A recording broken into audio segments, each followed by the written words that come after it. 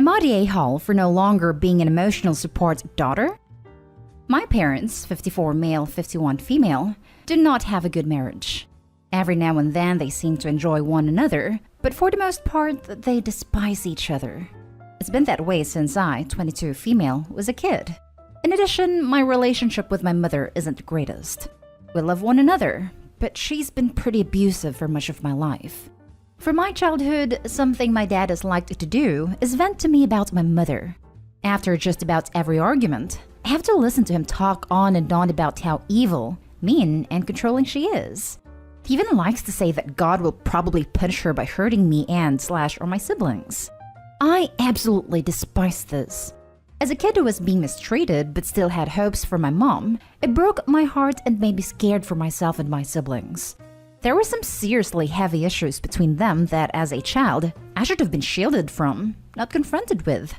As an adult, I can now see that my dad isn't the innocent angel he makes himself out to be. Half the time, they're both in the wrong.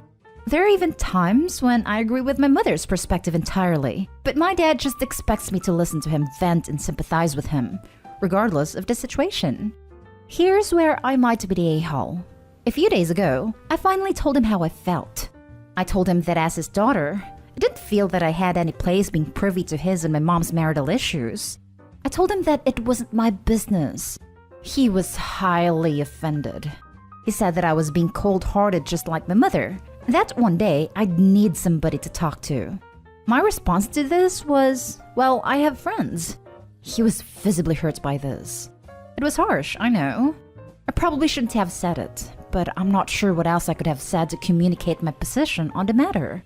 He also brought up the fact that he always defends me from my mother and her mistreatment. This is true. I can't stop feeling guilty because even though he shouldn't have vented to me when I was a kid, I guess now it's more appropriate since I'm an adult. But I still just don't want to hear it. So am I the a-hole? Now for the top comments. Not the a-hole. I don't comment on these posts often, but I have been where you are. Your dad might protect you from your mom, but what is done/doing is flat-out emotional mistreatment and manipulation. And if he was really protecting you, not sure how abusive your mom may be, then he would have done something to change/get you away from the situation. Hold your boundaries firm, love. They're healthy ones. Thank you so much. I honestly do resent the fact that he didn't do more to protect me as a child. It's been hard learning to put up boundaries, but I'm taking it one step at a time. OP, it would probably be a good idea to look up covert incest. That's the term used for what you described in your post. You'll be able to find a lot of advice on how to set/maintain boundaries.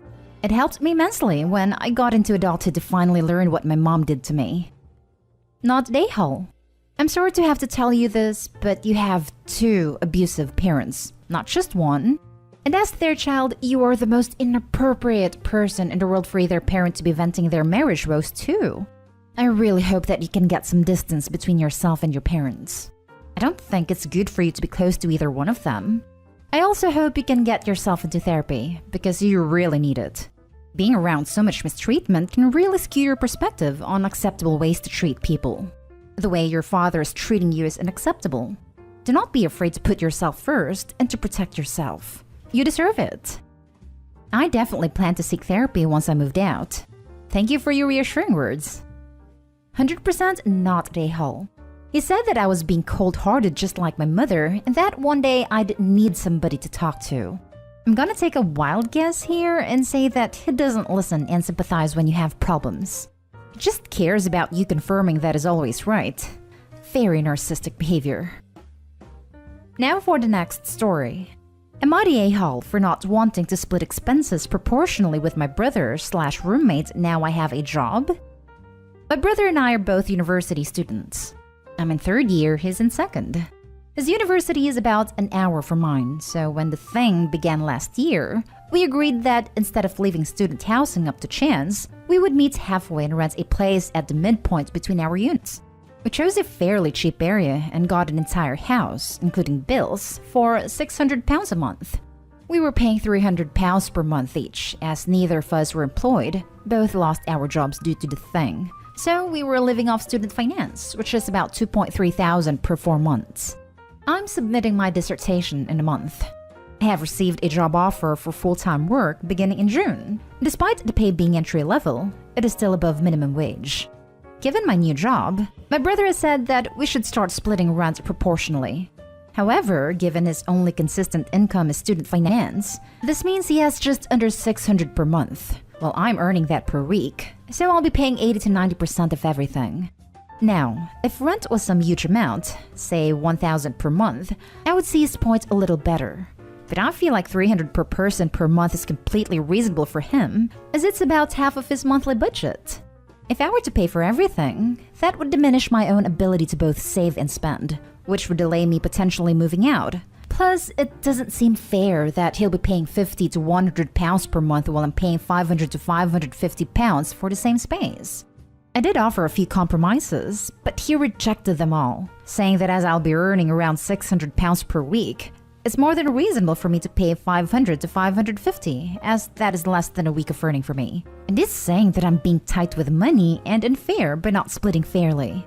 I've said he's being whiny and entitled, and that we've always split 50-50. That shouldn't change because I'm earning more. He said that he agreed to split 50-50 when we were both living off finance, but now I have a well-paying job.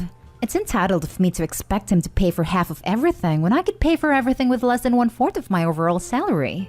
Am I the a-hole? Not the a-hole. And if your brother doesn't like it, he can move out and live somewhere else.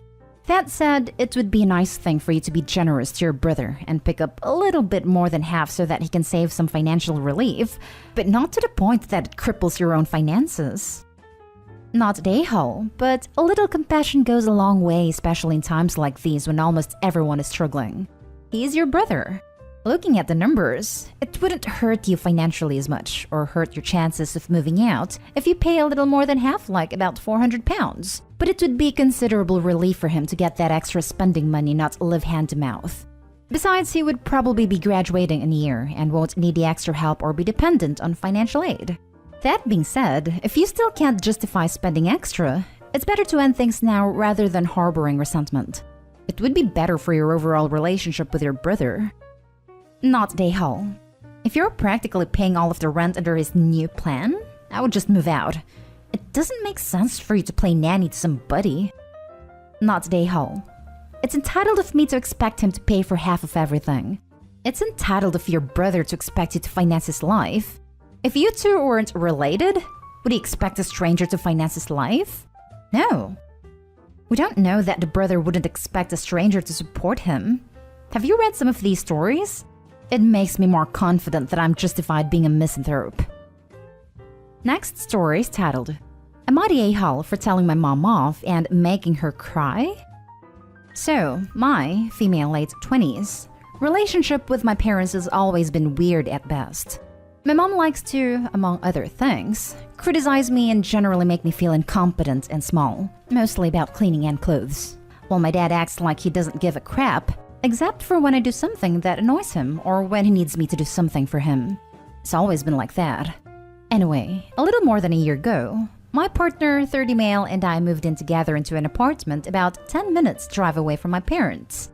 Since then, I've had to beg them to visit, even on my birthday, and I've only managed to convince them 3 times. A few days ago, they came to visit. Now, every time they come, my mom finds something to criticize. This time it was my kitchen, which I'd not had a chance to clean after lunch.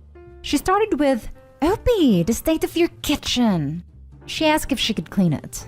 I admit I shouldn't have let her, but I was tired and thought, well, if you're going to witch about it not being clean, at least do something about it.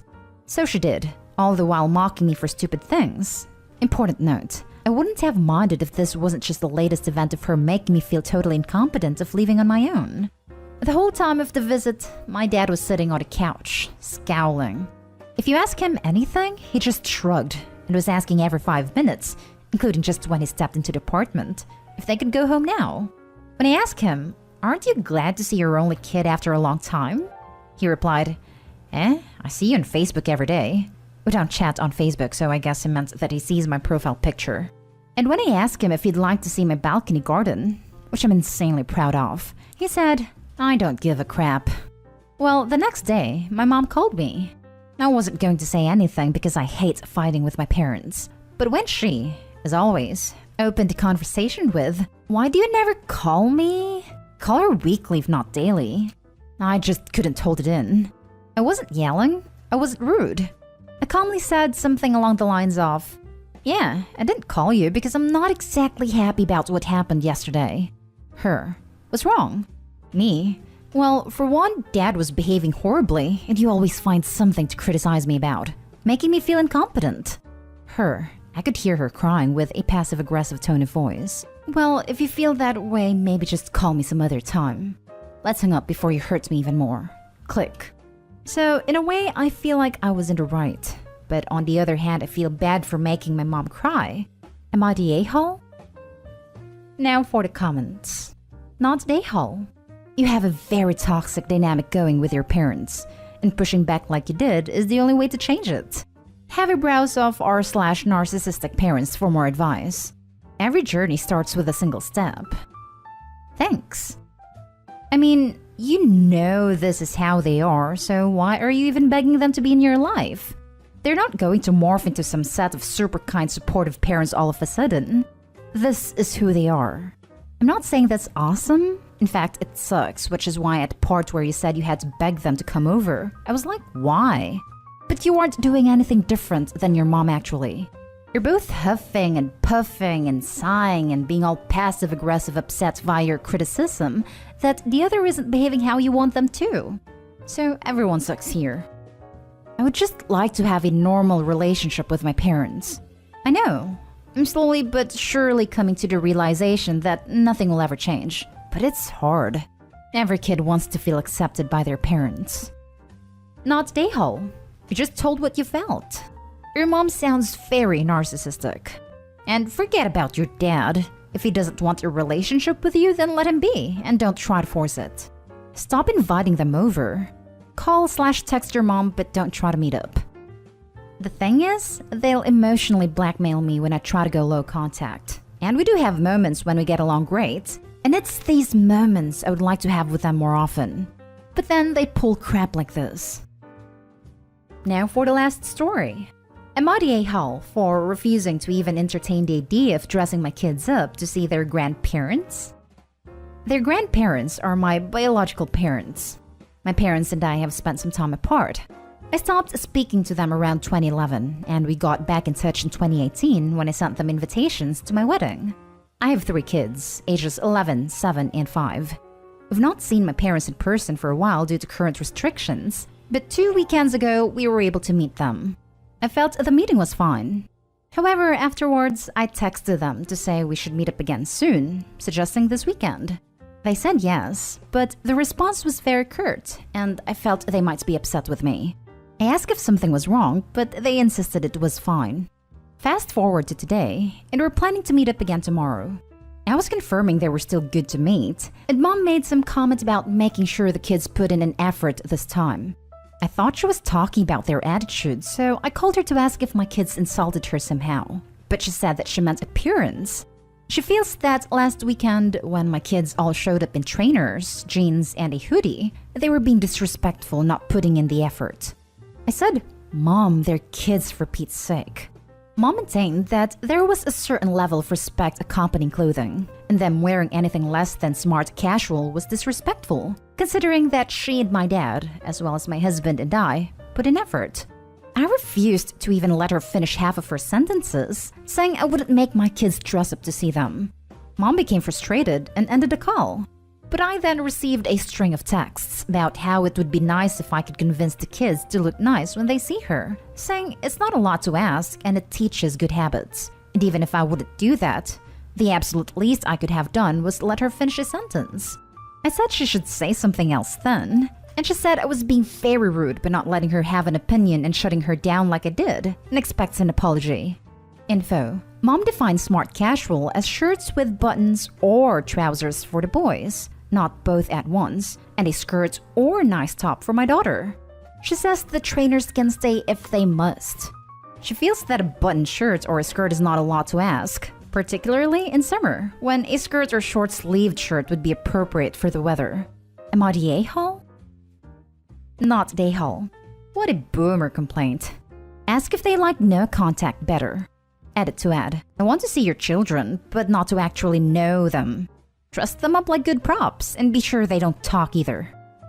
Your children should dress up to show respect for me, the grandmother they do not love and hardly know, due to my own prior bad conduct. Your mom, the a-hole. Not an a-hole. She's correct that there are times where clothing and dressing up is a sign of respect.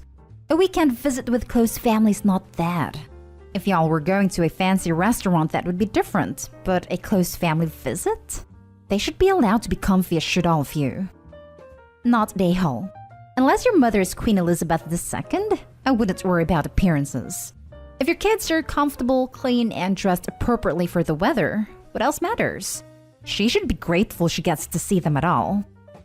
I think sometimes she thinks she's the queen. She defines smart casual as a shirt with buttons for the boys and a skirt or blouse for my daughter, none of which would be appropriate for our typical activities, park or beach. Not Dayhal, and I see why you stopped speaking to them for some time. It is sad that she is focusing on clothing versus the actual people she's seeing.